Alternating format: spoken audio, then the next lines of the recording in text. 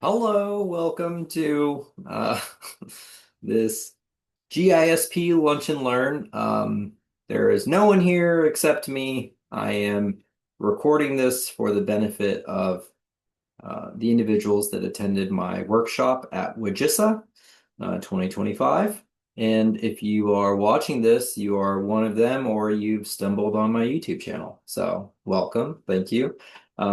This presentation is going to be a demystification of the GISP, right? The Geographic Information Systems Professional Certification. So we're just going to walk through generally the process and you'll have a better idea of what's going on with it. So with that, let us move forward. Okay, great. I normally don't read PowerPoint slides. I think it's horrible. I don't like it when I'm in a presentation and other people are just reading off their slides. So I generally won't do it. If I'm reading directly from the slide, it's because the information is important, because this is a very particular kind of presentation. I might end up reading from the slides a lot. So apologies in advance. Okay, uh, so this is generally the workflow for getting your GISP, right? You register, you do your portfolio submission, you take your exam, then assuming both of those pass, you receive your certification. You pay your fees in the second year and the third year. And then at year 3, you have the option to recertify for the next three years. Um, and that's how it is, right? But obviously there's kind of a lot, right? The second and third bubbles are a bit loaded, so we will be covering those in detail today. And that's a URL for whatever. I think where I got this graphic from GISCI. So probably probably a good disclaimer to have here is I am a GISP. I do not work for the GISCI. I don't represent them. So this is just my own personal views on these things. Please approach with a grain of salt or whatever thing that I need to say to cover myself. So we are not doing the registration today. I mean, obviously, feel free to pause this and do your registration. I think that the rest of the presentation will be a lot easier if you can refer to the GISCI application portfolio software online that they have. So yes, go ahead and register. It's a fairly painless process. There's not any money required to do that. So, this is a good place to pause. And then when you come back, obviously the video, you'll unpause it and continue. Okay, so yeah, welcome back if you left. Anyway, so what is important to know is I'm bad at formatting. There's lots of large numbers there, especially for people that are just entering the industry. That none of that is due until the time that either you submit your portfolio or you schedule your exam, right? So that's $200 for the portfolio submission, and then the exam is $250 if you're in the US and Canada, and $300 if you are an international person. This is the fee structure. Again, probably the same information, but more whatever, legible and not in a graphic. So probably the only thing to call out here that I already said previously is that for the first year, you have to pay $95 a year. After that, you can get a discount by paying upfront all 3 years. Again, I would recommend that if ask your employer if they'll pay for it, and the worst they'll say is no. But lots of employers will cover that kind of thing. And yeah, that's my advice for that. Okay, moving along. Moving along.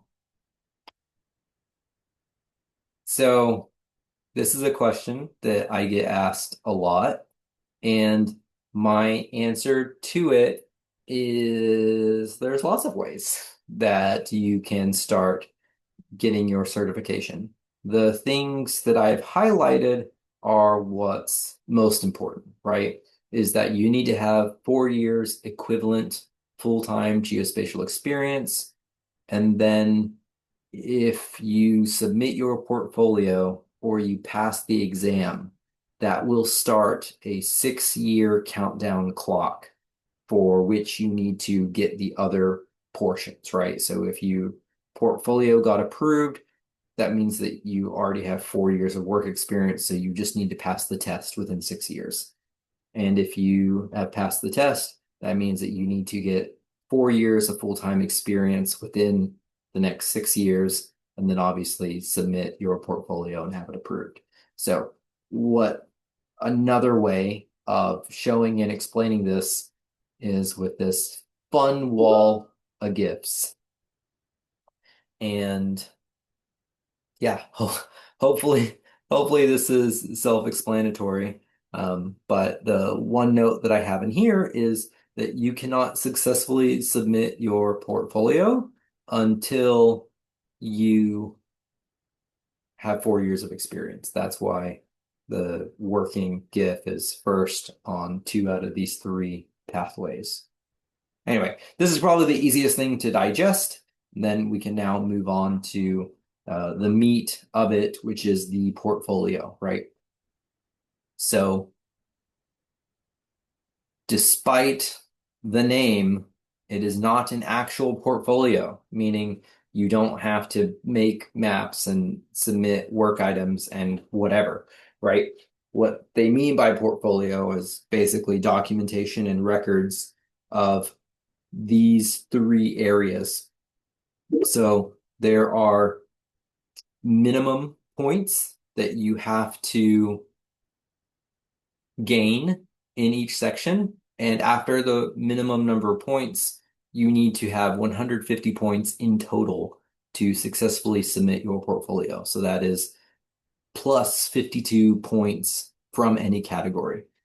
I will say here that the GISCI review committee can strike any points from your application, right? Normally, if you don't submit documentation or it doesn't match what their opinion is on if those points should count towards the portfolio. So my recommendation here is to build in a buffer for achieving the minimum in each section, and then to also build in a buffer of achieving the 150 point minimum. So don't submit it at exactly 150 points.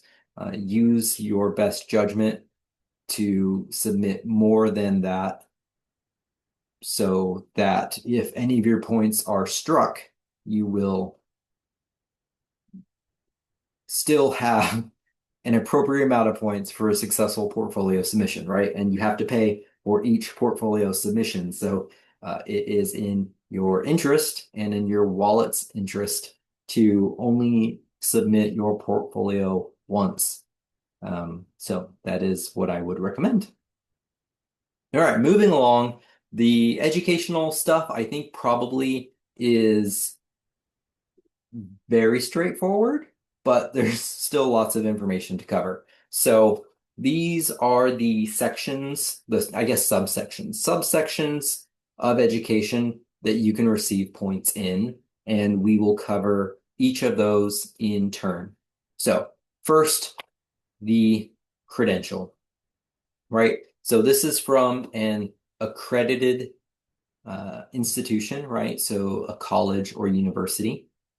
And you will submit a record inside of your application for each of these, right? So if you have an associate's and a bachelor's, then you would put in each of those as a record, right? Because we're accurately recording our experience. However, you will only get 20 points because only the highest credential counts for points. So if you have a right, a PhD, you probably have a master's, you're not going to get 50 points for the PhD plus master's. It's just going to be 25 points. Anyway, hopefully that's clear. That's, again, very straightforward. It gets less straightforward as we progress through the slides. So here we have accredited and non-accredited courses kind of bunched together. Non-accredited things would be academic courses that you just audit or professional continuing education classes, vendor specific classes. So let's say you've taken training from Trimble or CityWorks or Esri, then those are vendor classes. If you have a subscription to a learning management platform, then that counts as well.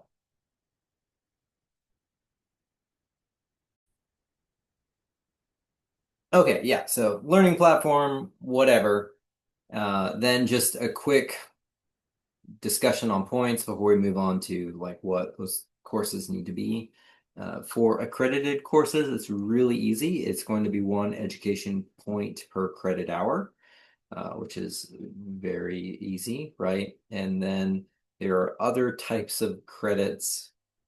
The breakdown is as follows, right? So a continuing education credit is normally equivalent to 10 activity hours. So if you take some sort of professional development class and it's worth one continuing education credit, then you're going to get a quarter of a point. You do need to submit your transcript when you put in your courses. And then if your courses do not have very super descriptive names, then you need to put in very descriptive names for the courses, right? Which if you have notes from your classes, then obviously use those notes to fill in the blanks. You should be submitting a syllabus or similar as part of the documentation for each of those courses. If you don't have any of that, right? If it was a long time ago or whatever, then you're probably going to have to do some detective work and either call the registrar's office or call that department specifically and be able to pick someone's brain of like, hey, back in the day, right, what was this course generally? And then they can help you, right? And for some of those things are a little bit foggier, right? Then it's just best effort. And it may or may not be correct, but I mean, if it's on your transcript, then you did it, whether or not it was some kind of map error analysis or location allocation modeling, right? I think you would be forgiven for putting one thing there that was whatever, right? So the courses are all equivalent, so it shouldn't matter. Anyway, so speaking of courses, right, we have a list here on the far right of all of the kinds of courses, and this is not an exhaustive list. So if it's in the realm of this kind of stuff, then it should count. And if you have questions about it, feel free to reach out to GISCI and ask, right? Alternatively, you can put it on your course records anyway, but if it's a little less than adjacent to geospatial stuff, then if you're also keeping track of items that are likely to be struck, then you might want to put those on like the maybe this won't count list. Anyway, so that is accredited and unaccredited, non-accredited courses. Next is conference attendance slash webinars. These are worth 0.1 points per day or 0.1 points per, yes, conference is 0.1 points per day. Webinars is different. I don't know what that is offhand. I'm not going to look it up while I'm trying to talk. Anyway, so I live in Washington now, And so this list is very Washington centric. These are the kinds of conferences that are here. Then also if there are one-day user group meetups or workshops or anything like that, those would also count as a conference attendance. So depending on how many or how active the GIS community is in your area, you could be picking up quite a few education points by attending conferences. So that is something that I'd recommend doing. And if your organization does not have the funds to take you to conferences, right? You can always volunteer for a conference, and normally when you volunteer, you get free admission, right, in exchange for working a certain number of hours at that conference or a certain number of shifts. So that's what I would recommend. Anyway, if you had a, let's see. Okay, yes, I will continue my thought here in a second. Here's a little tool of generally what it looks like for the points. But what I was going to say is that if you received a degree in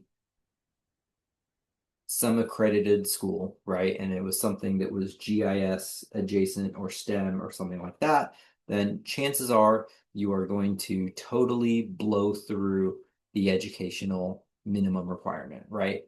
And then this would be a section that you would be soaking in a lot of those additional supplemental points.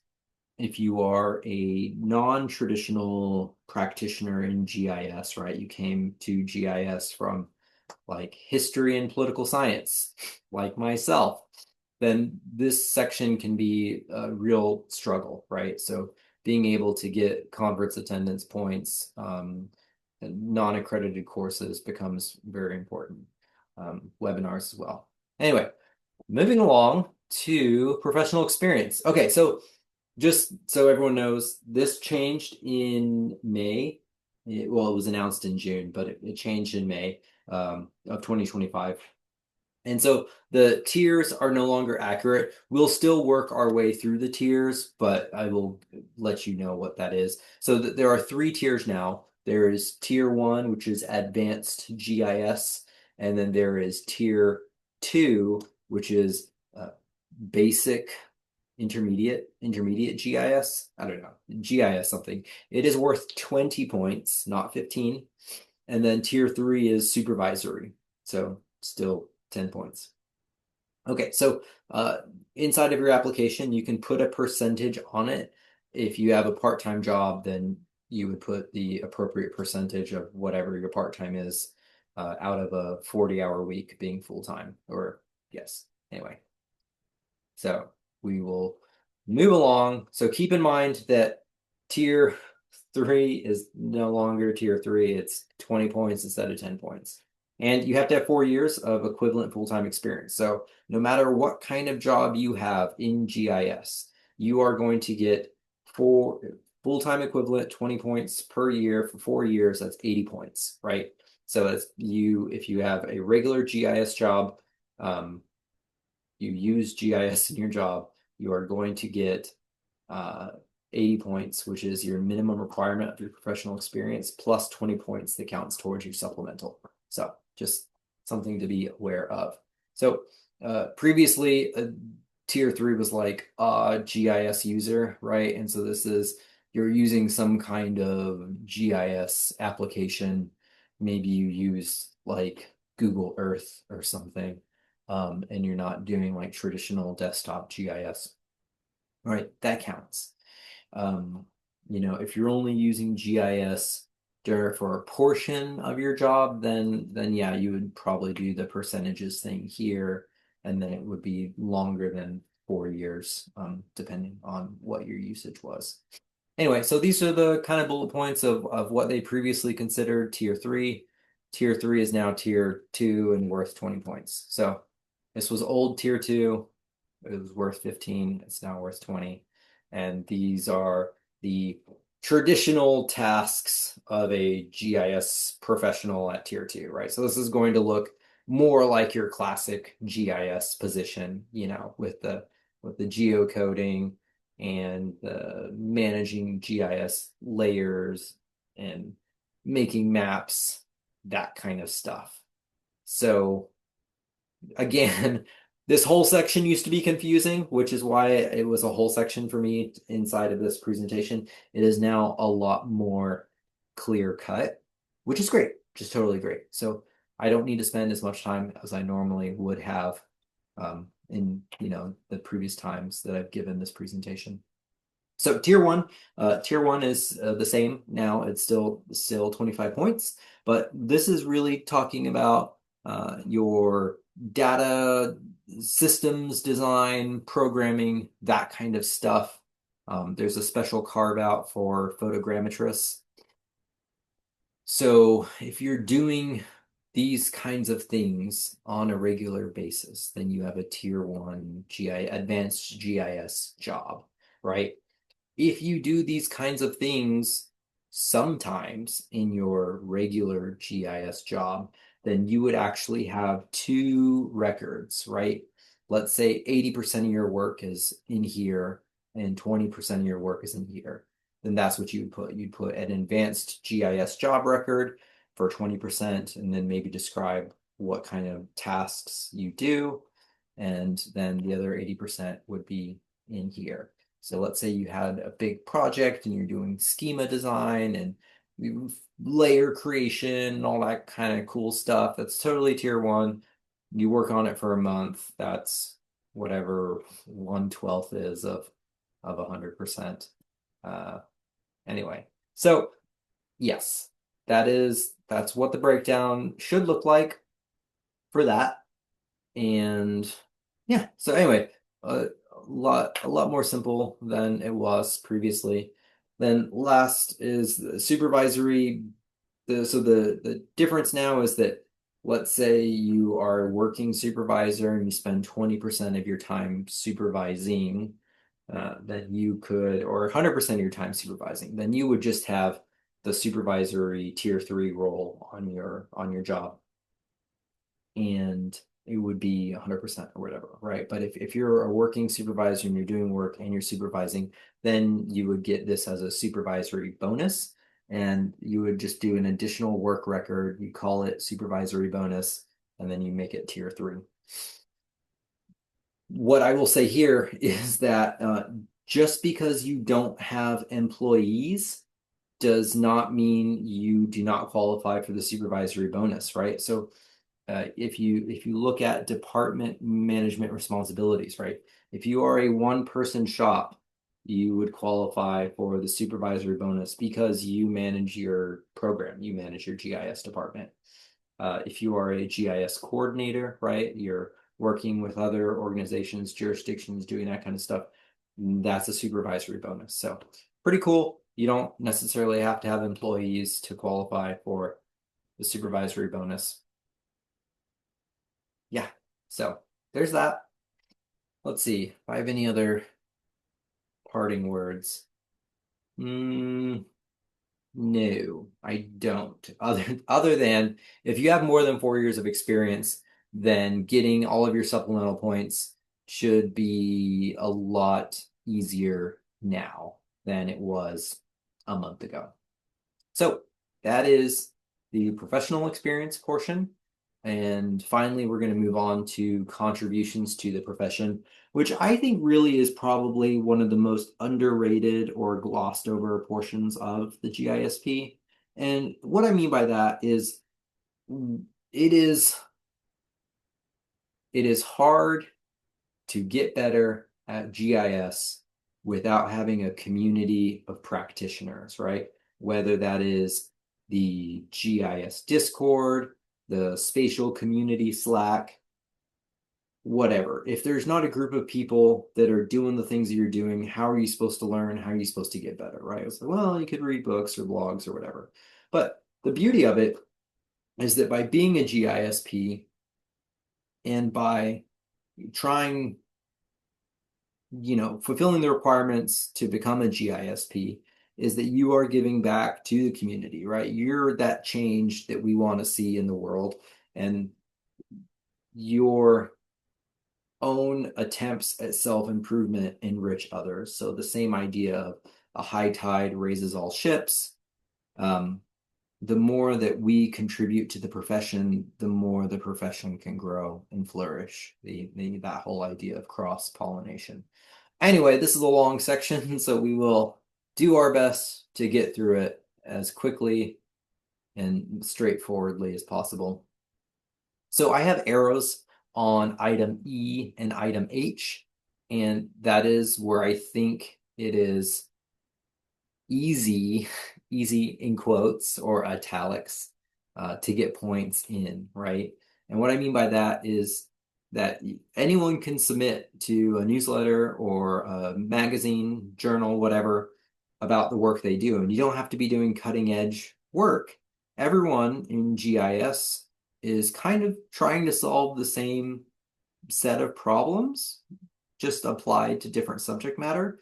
So what might be humdrum to you or might be routine or rote can be pretty novel to other people. So I would be willing to venture that someone will learn from your experiences. So don't write yourself off that your experiences aren't worth sharing. Uh, because they are worth sharing. So write something up and submit it to a newsletter. And then also, if you know you're near a university or whatever, then you could volunteer to help research. Like I'll make some maps for your research, right? And then you get to be one of the research authors and get 5 points when it's published. Anyway, that's kind of edge.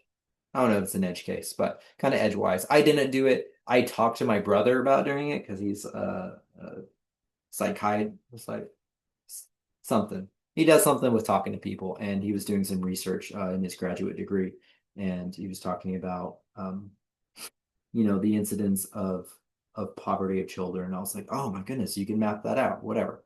I never followed up with him on it, but that's neither here nor there. I'm on a rant. I'm gonna stop ranting.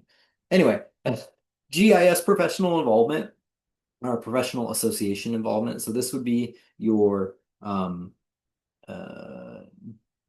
geospatial professional network, right? GPN, formerly EURISA, or this would be like your WAGISA, whatever your state or local user group is. All of those things, right? Per membership, you are going to get 1 point per year. There's a special carve out for a few associations like GPN, the American Association of Geographers, I think uh, NISGIC, maybe. I don't know what it stands for. Anyway, so there's a certain number of organizations where because they are affiliated with GISCI, you get 2 points per year for being a member of those organizations. But regardless, you're getting a point per year for most GIS organizations. So you can be a member in lots of organizations and get points for each of those organizations every single year. And then furthermore, right, not just being a member of an organization, but if you are actually contributing and giving back to that organization, you can get more points, right? So a lot of organizations will have like a marketing committee or a young professionals committee. If you are involved in a committee, right, you don't have to necessarily be an officer. You can just be a volunteer. By being a volunteer and doing that, you can get an additional 2 points per year that you're a volunteer, right? So let's say you're a member of WAGISA and you're part of the marketing committee. That's an hour meeting per month plus whatever work you're assigned to do, right? That's 3 points per year. So again, you're only needing 8 points over the course of 4 years, but if you're very involved in your regional, local GIS groups, you can easily get more than 8 points and start building towards your supplemental points. I would also reach out to a local college or university and see if they have a college advisory panel. This is something that we had a lot of in Texas, of where they would invite business people and people working in the professional sector, government and private, to a luncheon twice a year to talk about the syllabus and get industry's thoughts on the skill set that the schools should be teaching. Anyway, I think it's super cool. But so I was on a college advisory panel for a while. I loved it. I thought it was great. And that's a committee, so that's 2 points per year. Anyway, so that's professional association involvement. I spent a lot of time talking about it again because it's a pretty easy place to pick up points, and it's one of the best ways that you can contribute to the professional community. So I would urge you to do that. Next up is, again, there is a conference participation carve out. So if you are hosting a conference, right, and you're the conference chairperson, you're going to get 4 points per conference. Or if you are just on the conference committee, you're going to get 2 points per conference. So that is pretty cool, worth pointing out. And then also, if you are teaching a workshop, right, or assisting in the teaching of a workshop, right, you don't have to be the primary instructor, then you're going to get 3 points per workshop that you teach. So I've taught a few workshops on GISP exam strategies and preparing for the GISP exam. So workshop instruction is cool. Again, volunteer, and if you're looking for a cool organization to volunteer for, GPN is great, and they're always hosting those kinds of events. So reach out to Wendy Nelson, one of my favorite people ever, to learn more. Anyway, moving on. Then conference presentation points. You get a point per event that you present a talk or speak at a conference, right? Normally like 20 minutes or whatever. And then you also get a point for every poster display that you submit and get accepted into, right? So a lot of conferences that I go to have poster competitions or application competitions. Every submittal that you make to an event is worth a point.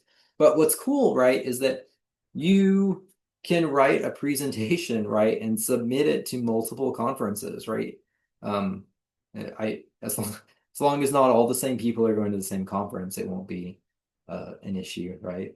But what I mean is, whatever. I'm not editing this, so I'm just rambling. So what I've done is I have had a very technical presentations that I've given to 2 or 3 conferences throughout the year. And normally they're very different kinds of conferences with different audiences, but you don't have to have a brand new thing. I guess what I'm getting to is you don't have to have a brand new thing every single time. You can write a nice, good presentation and give it multiple times, and you're going to get a point every time you present that. So something to think about. That's what I would recommend doing. I love presenting at conferences. I love seeing good presentations at conferences. And so giving back to the community is, again, allowing people like myself to go to a conference and enjoy your good work. Then lastly, the awards. If you receive like a scholarship, or like a GIS scholarship, or some other kind of award from your school or region or state, if you win the Esri SAG award or whatever, then that's worth points as well. So if your shop did something cool and they got an award from Esri, then you would benefit from that award, which is totally neat. Totally neat. Yeah, GPN also has awards for their annual excellence in enterprise. Anyway, so awards are cool. Awards only 2 points. And lastly, volunteering and other GIS contributions. If you are deployed for 3 or more days, you're going to get a half point per day that you're deployed. So if you're part of like the GIS Corps or the whatever humanitarian organization and you're actually doing stuff, then that's a great way to get points, especially if you're deployed for a particular number of time. If you're doing less than 72 hours, then it's going to be 0.05 points for every hour. And so you might be wondering, how can I get volunteer work? Is you could volunteer for the humanitarian OpenStreetMap team, and that's something you can do from the comfort of your own home. And then you could also do pro bono GIS work for others. So something to consider. And then lastly, if you're doing other kinds of GIS things, there is a miscellaneous category here. This would be like career day, GIS day, that kind of thing. If you have questions, again, please reach out to GISCI. So that is contributions to the profession, and you can see there's a lot. There's a lot there. So there are lots of opportunities for you to find an interest that matches your skill set, or the other way around. Anyway, this is the end of the presentation. Thank you so much for listening. If you have any questions, feel free to reach out to me. And you don't need to like or subscribe because I'm not serious about my YouTube channel. But I will say that you do have to get 52 or more, right? You have to meet the 150 point minimum of your supplemental points. And so they can come from anywhere. So again, if you took a traditional GIS degree path, you're going to get a ton of that from education. If you've been working for a long time, you're going to get a ton of that from your experience. And if you are a social butterfly and involved in lots of organizations, you could be getting that from your contributions to the profession. Anyway, again, thank you so much. I appreciate the time that you spent with me today, and I'll see you around. Thank you so much.